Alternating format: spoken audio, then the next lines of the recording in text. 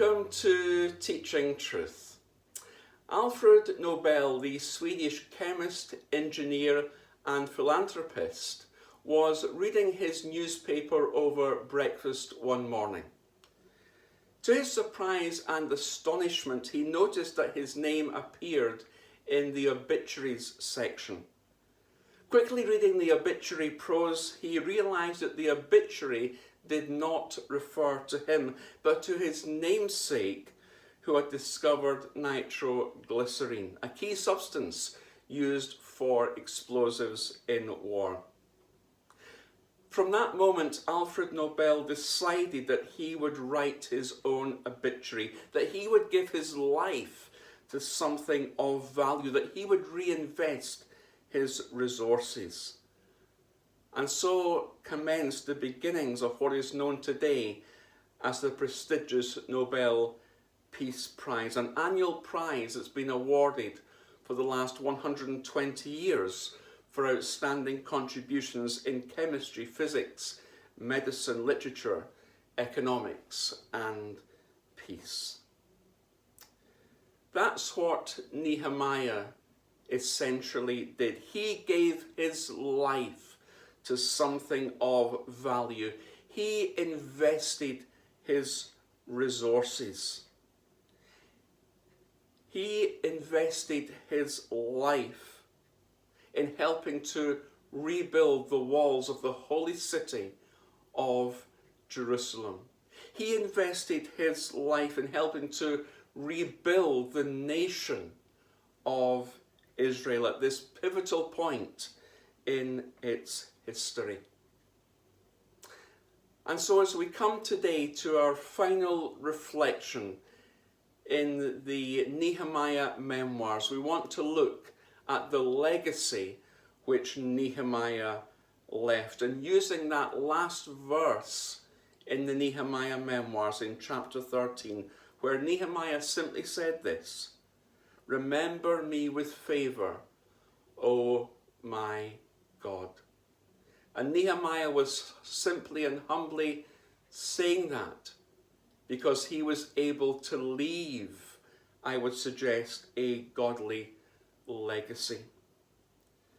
Friends, if you want to be remembered for anything, what better legacy could you leave other than the fact that you built, as Nehemiah did, for the next generation, that you gave your life to something of value, that you serve God's purpose in your generation.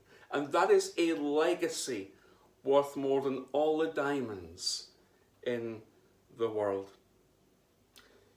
We live in very challenging days as we emerge from all that has been the realities of the last year or so. Days when I believe that God has been and is rattling the cage of his church and saying, "Wake up." We might well have been shaken, but have we been stirred? And Nehemiah had to shake and to stir, as it were, the Jewish people in Jerusalem. And are we having to face the same situation today in our Jerusalem, of being shaken and stirred? It was Dan Sutherland, an American pastor, who wrote these words: "I believe with all my heart the church is running out of chances. We must now choose. If we refuse to transition, we are in fact pronouncing our own death sentence. That death will not be immediate, but inevitable. On the other hand, if we embrace transition, we will not only live, but we will thrive."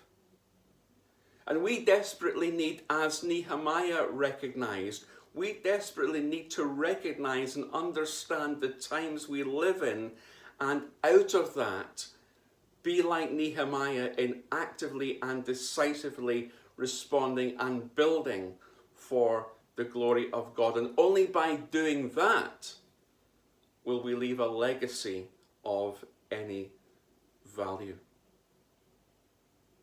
Let me humbly suggest that we can either take hold of the future and Nehemiah had an eye on the future, and adapt to the current cultures in society or do nothing of value, allowing the future to take hold of us so that we become like sculptures in a cold cathedral who are no more than guardians of a Christian heritage, who are keepers of the status quo, who have a mansion of lost glories, but a cold, safe, yet totally irrelevant Sunday church. Nehemiah was a man with a vision, a man who saw beyond, I believe, his own lifetime. As I draw this series to a close, let me first of all take you to Washington National Cathedral and to the funeral of the late President Ronald Reagan, the 40th President of the United States.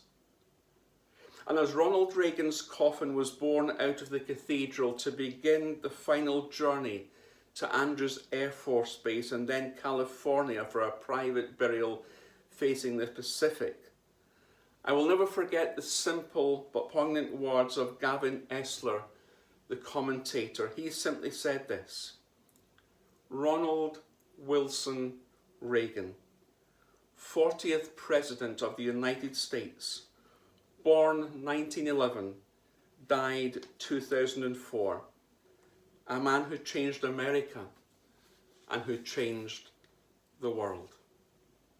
Simple but significant words. Nehemiah was a man who changed Jerusalem, but was also hugely pivotal in changing a nation. And secondly, as we close this Grand Designs series on Nehemiah, looking at this amazing man of God, cupbearer to the king, number 2 to the number 1, master bricklayer, visionary leader, and man of God, a study which 75 days ago we embarked on. Let me take you back to the 1st of May 1997 and to the words of Tony Blair before he turned to walk through the door of 10 Downing Street for the first time as Prime Minister. He simply said this: "Today, enough of talking. It is time now to do." That's Nehemiah to a T. Nehemiah didn't just talk, but Nehemiah did. May we be like Nehemiah, men and women, boys and girls, who don't just talk a good game, but do, who roll up our sleeves and get down and build that for time and for eternity. Nehemiah was a man who didn't just change Jerusalem, but he changed a nation. Nehemiah was a man who just didn't talk, but he did. Let me finish by sharing the words of Richard Baxter, the 16th century church leader and theologian, from his classic work, The Reformed Pastor. These words speak for themselves as we reflect on the work and ministry of Nehemiah and the challenge to us. "And now, brethren, the work is before you. Others have borne their burden and played their part, and now comes in yours. The harvest is great, but the labourers are too few. To be co-workers with God and his Spirit is not a little honour. To lead on the armies of Christ and to guide them safely through a dangerous wilderness and steer the vessel through storm and sand and rock and bring it safely to the harbour of rest requires no small skill and diligence."